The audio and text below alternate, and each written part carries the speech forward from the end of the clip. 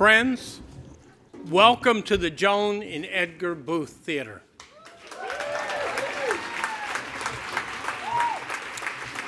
You are the first to experience the theater. The production center that you had drinks and appetizers in opened in August, but the theater opens tonight, and just barely.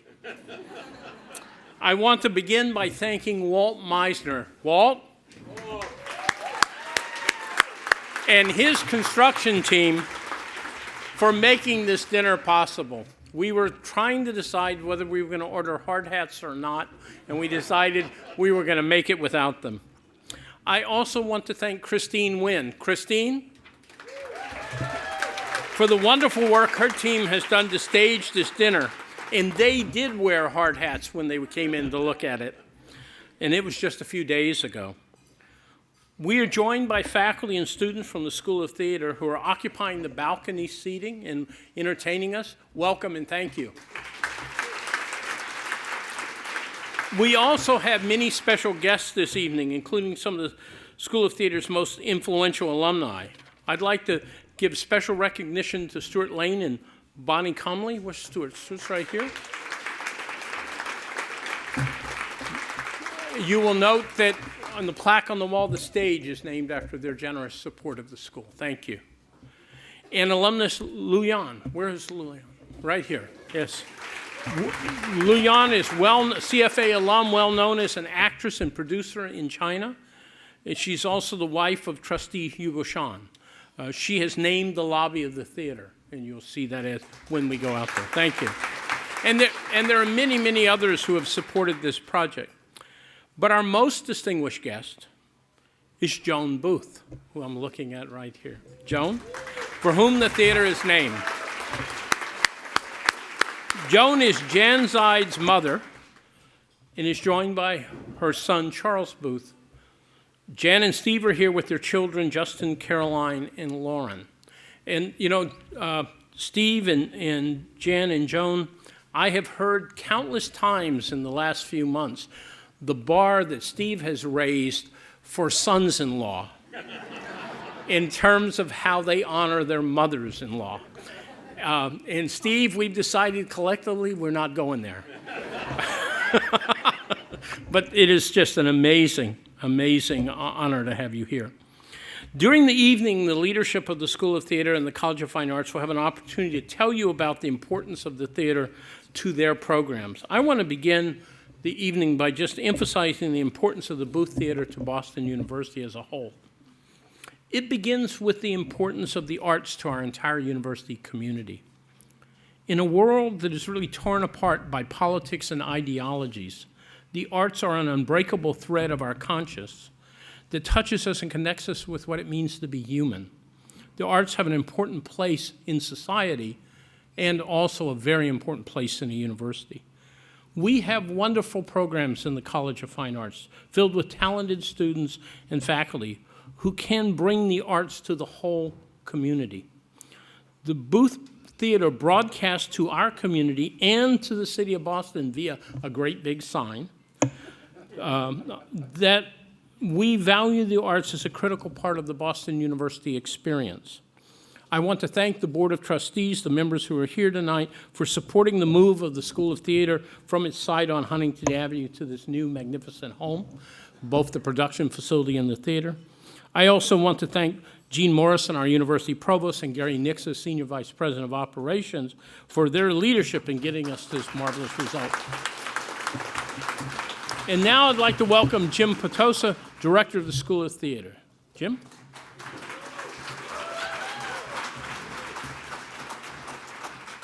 Thank you, Bob. Tonight, we gather to celebrate the opening of this new theater and to express gratitude to the many who played a role in making it happen. My happy task is to put focus on what we've actually done. Building a theater and production center is a complex task. Building a theater that is also a creative laboratory adds to that complexity. The aesthetic, pedagogical, and technical demands are rich with challenges. In our new Joan and Edgar Booth Theatre and Boston University Production Center, we have met them. But we have done something greater than all of that. This building stands as a magnet for communal life, a place for our community in all its dimensions to gather and participate in the sharing of the human story. It is, as Shakespeare says, a mirror that will reflect and refract the human story in all the plays and performances that will be conceived, designed, built, rehearsed, and housed in its spaces. In the volume of this space, stories of challenge, comfort, joy, wit, sorrow, and provocation will unfold, unbridled by obligations of convention or prescribed choices born of an outmoded container. Building a theater is crafting an instrument on which a performance is played. Here is an instrument that we will learn how to play. Included here are riffs on some of the best ideas in theater architecture of the last half-century, married with other innovative ideas that extend the imagination beyond into possibilities that we are just starting to imagine as they are, for now, inexhaustible. This is a space that will remain potent for many generations of theater artists to come. The magnitude of its playful theatricality and architectural audacity poses an inspirational dare to every artist that will work and learn here. It is the kind of daring that ensures excellence in education and boldness in imaginative discovery. Anthropologists have taught us that there is always some small percentage of the tribe that serves as the keeper of the stories. We serve that fundamental purpose by our caring for the telling of the stories of the community we serve, whether to heal or to provoke, enlighten or berate, comfort or challenge. Today, we reveal the depth of our commitment to that endeavor. We reveal how much we value it by the excellence of what we build to house it. Here is a building that ennobles artistry, elevates education, enshrines experimentation, and acknowledging words of a past BU president, puts art at the heart of our beloved university. That, friends, is what we have done here. We have done something good. We have done it well. And seizing the ritual Dionysian impulses that gave rise to the art form itself, we have every right to celebrate. Thank you.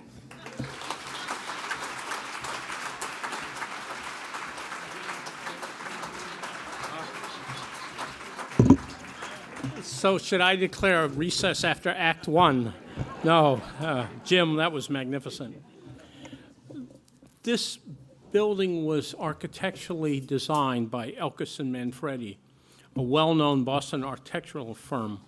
But the guiding vision for it was Howard Elkis.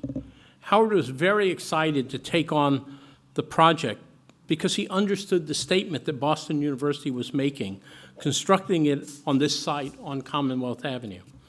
His talent and passion and his creativity within the budget we gave him is visible to all of us throughout the design of this building, especially in the early stages of construction. Unfortunately, Howard passed away before he could see the final product. But I know that he's smiling down from the rafters on us tonight. It is the case with all great architects. Howard could see the building in his mind's eye. he also had a talent for sketching and produced a wonderful drawing of the theater long before it was constructed. Steve, will you come up here for a second? We would like to give to you this over here. I'll go this. Want to go around? Yeah. This sketch done by Howard Elk of the building.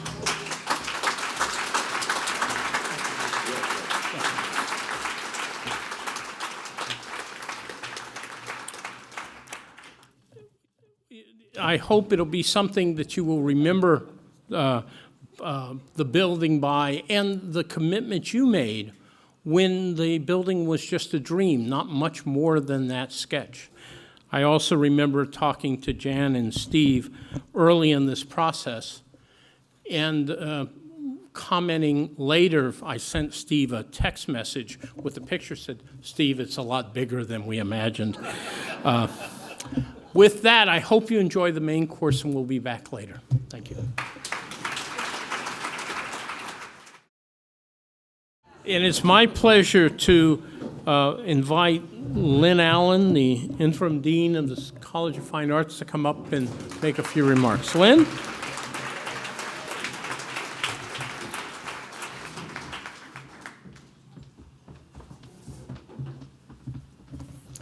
Good evening, trustees, distinguished guests, and friends. As I stand here looking out at this extraordinary space and seeing the BU family together in honor of this great occasion, I cannot help but feel great pride in what we have accomplished in a very short amount of time.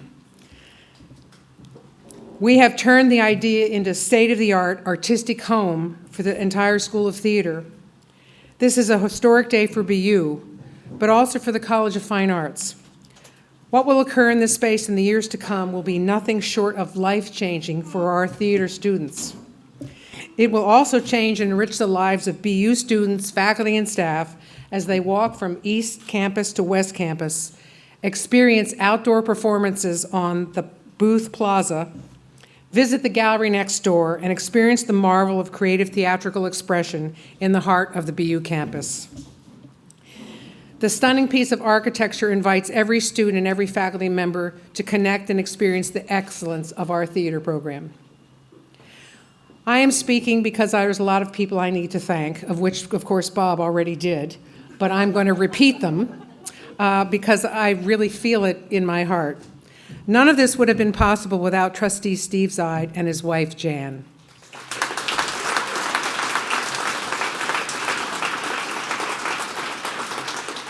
It is humbling to stand in the Joan and Edgar Booth Theatre tonight and thank you for the gift, which is named in honor of Jan's parents. And we are privileged to have Joan Booth here with us this evening to celebrate this momentous occasion.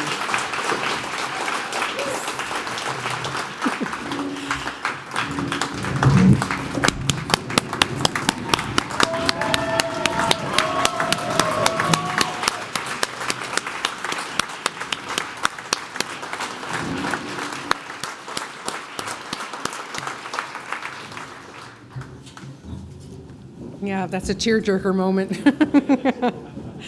I would also like to recognize several alumni who have given generously. Lou Yan and Hugo Shan. Lou Yang is over there. Stuart Lane and Bonnie Comley, who are dear to our hearts, as well as the many others who have contributed and made tonight's opening a reality. It's also an honor to have Judy Flynn back there, table 10, raise your hand. A longtime member of the School of Theater staff with us this evening. In fact, David Neese, class of 1970, don't be mad at me, right over here, has made a gift to name a smart classroom in Judy's honor.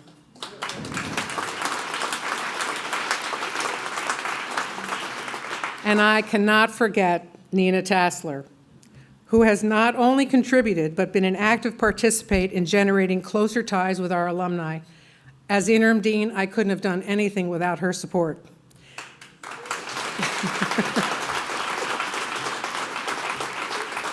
It has been amazing for me to see how alumni and friends of BU, CFA, and the School of Theater have rallied around this project.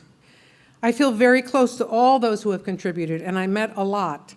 And I would like to invite all of our incredible donors who are here with us this evening to stand and be recognized with a round of applause.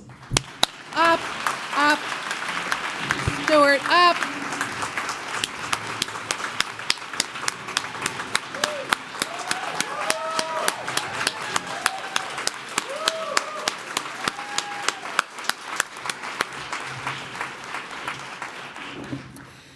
The sense of community we have built, and as we witness it here this evening, is something we must cherish and build upon.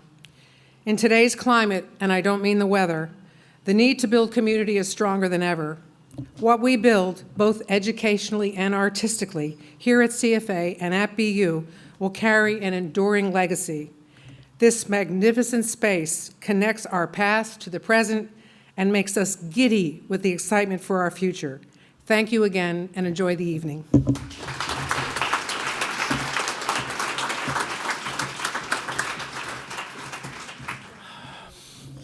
Thank you, Lynn, and thank you for all you have done for the College of Fine Arts and the School of Theater. When we designed this evening, we were trying to figure out, do you open a theater from the outside in or the inside out? And we decided to do the inside out. So we started with the reception. You came in through the loading dock, which is really a grand entrance, right? And we had the reception in the paint area. Hopefully no one has any scars to prove it. And you're now having dinner on the stage. We have one last thing to do, and that's actually open the doors of the theater. So I would like to ask a few people to join me up here to help me with this. I'd like to ask Steve, Jan, and Joan to come and join me up here, please. Joan, I know that theater has meant a great deal in your life, and I was talking to Jan, I remember the first time we talked about this, how you drug her to all of these wonderful productions in New York, and what a huge effect you had on her life. And I wanted to say that although I don't have a printed version of this, you have a lifetime season pass to the Booth Theatre. So now, could I have Kenneth Feld come up here with us? Before we actually open the front of the theater, I wanted to give you something that was so big that it would be hard for you to hide. So all of you come over here. Now, you're in the Booth Theater, but we want to make sure you have your own version of it. This is done by Elkis and Manfredi using really state-of-the-art 3D printing, all the way to printing the exoskeleton on the front of the theater. Really cool. So, this is for you. And you can show all of your friends what the Booth Theater really looks like. So now, if you will come over here and join us.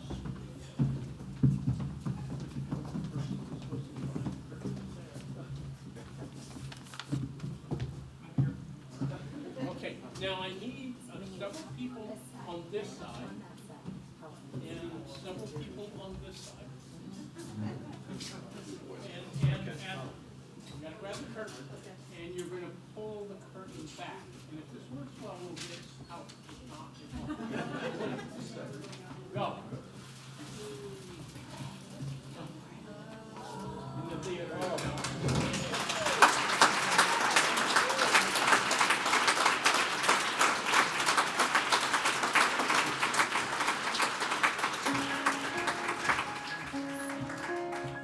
Something is stirring, shifting ground. It's just begun. Edges are blurring all around, and yesterday is done. Feel the flow, hear what's happening, hear what's happening. Don't you know we're the movers and we're the shapers, we're the names in tomorrow's papers, up to us proud to show us.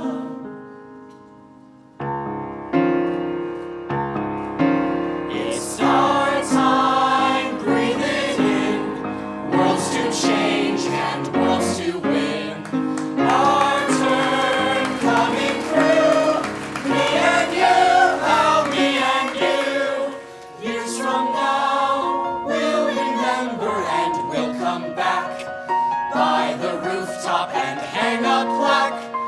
This is where we began, being what we can.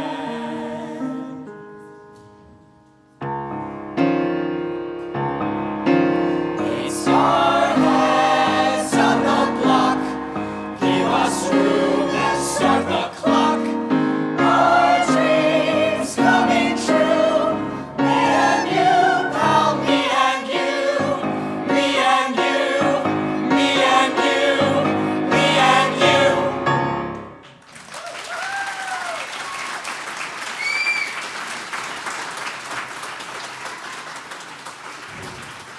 Thank you all very much.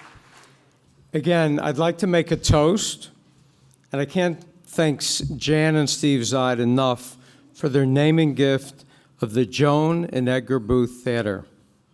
The Booth Theatre will not only provide the College of Fine Arts with a state-of-the-art performing space, but in fact, it's created a new landmark for the Boston University campus on Commonwealth Avenue. I'm sure in a year or before, once the theater opens, what you'll hear around campus is, let's meet at the booth. Let's meet at the booth. I think this will be a focal point, bring the Boston University community together again. And I just want to thank the Zide family, the Booth family, and you are now part of the landmark on Boston University. Thanks so much for your generosity here.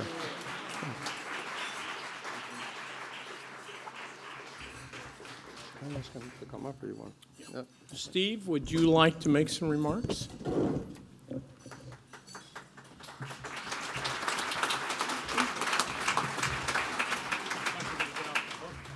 Yeah. Well, I had my first order of business was going to be to thank my children for being here, but there seems to be a single question going around, and I actually got the same question from Maureen O'Rourke, the dean of the law school, and the answer is it's not that Booth family. It's a different Booth family. So I want to get back to what I thought was going to be the first order. I want to thank Caroline, Justin, and Lauren for making the round trip from Connecticut up to Boston. They're all in the midst of final exams in high school and college, and so taking 12 hours out to come and do this is a little bit of a hardship, but they were all really excited about supporting their grandmother, as we all are. So thank you all. And I do want to acknowledge our oldest daughter, Jordan, is in her. She's in Madrid. She's spending her fall semester there, junior year, and she's unable to be here. She's in the midst of her exams. That's why she's not here. Something struck me. I mentioned the gym. Jim had a couple of themes. Lynn touched on something. She said these times. Jim used the word laboratory and talked about community. And it may be evidence of lack of originality on my part, or it may be that there are common themes that we all share about the passion for the building and what it represents that I'm going to touch on a little bit. I think that every generation probably feels like, the times that they're growing up in are the most challenging or uniquely challenging. I'm sure my kids feel that way. And I think that's probably true for all of us. But I think we'd all say that, right now it really does feel uniquely challenging, very complicated. Since BU was founded 175 years ago, the global population has gone from a little over 1.2 billion to over 7.5 billion. Today, the populations in each of India and China are greater than the global population was when BU was founded. So you think about what that means, and you think about population growth, climate change, nuclear brinksmanship, 1 billion people without access to clean water, resurgence of fascism in many countries around the world, and you kind of, and those are just examples, some examples of the challenges I think that we all face. So what's the answer? Well, the answer is leadership. And where does that come from? And how does it happen? And I think we all feel like in times like these, Lynn, leadership really is a scarce commodity, and you feel it now more than ever. Institutions like Boston University, that's where the leaders of tomorrow will come from. Institutions like BU are where they will learn their understanding, knowledge, compassion, and humanity. And what about the theater? Why express support why do we want to express our support for Boston University through the theater? And it's actually pretty simple, but maybe not very obvious sometimes, because we hear a lot about technology, the STEM curriculum, life sciences, engineering, and all those get a lot of attention because they should. It's appropriate. Technology's been what's pushed humanity forward for eons. But the arts and an appreciation for the arts is much a part of learning and knowledge and leadership as any other discipline. And there's innumerable ways to articulate that, but I want to just give one quote that I found really profound. And this is Albert Einstein describing his epiphany of how he developed the theory of general relativity. He said, "The theory of relativity occurred to me by intuition, and music is the driving force behind this intuition. My new discovery is the result of musical perception." And Einstein would actually think while he was playing his violin that his parents taught him, or had him taught how to play since he was 6 years old. And so when we hear the importance of the STEM curriculum, and appropriately so, the emphasis on science is critical, and Jim used the word laboratory, but an understanding and appreciation of arts and humanities is absolutely critical for the progress and development in our societies that we all want to see. So that is really why we wanted to express our support. And Jan and I are grateful for the opportunity to join with President Brown, Jim, the leaders of this institution, the faculty, the administration, the trustees, the overseers, and supporters in providing the necessary tools for the BU community to meet the challenges of tomorrow. So Jan and I have been blessed to have somehow sandwiched ourselves between 4 great parents, 4 wonderful children. But as we've kind of noted, tonight is all about Ed and Ginger Booth, Jan's parents. Joan, his nickname is Ginger, so I'll kind of vacillate between Ginger and Joan. Now, to be honest, Ed and I, Jan's dad, we didn't always see eye to eye. He was a Mets fan. I was a Yankees fan. He was a Jets fan. I was a Giants fan. I always feel compelled to point those things out when I'm in Boston because I've spent a lot of time here, and my parents were both from Boston. I think I won Ed over late one night. Jan will remember this, many, many years ago. I called Ed up after 1 o'clock in the morning. I woke him up out of a sound sleep, and I told him that I was going to marry his daughter. And Jan was sitting right next to me, and she was shocked. She had no idea. I think Ed just hung up.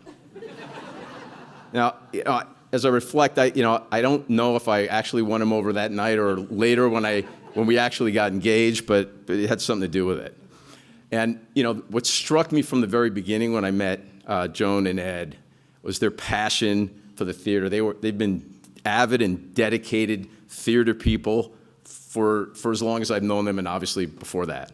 I probably shouldn't mention this, but I do recall one evening when they drove from their home in New Jersey into Manhattan to see a show on Broadway in the middle of a blizzard.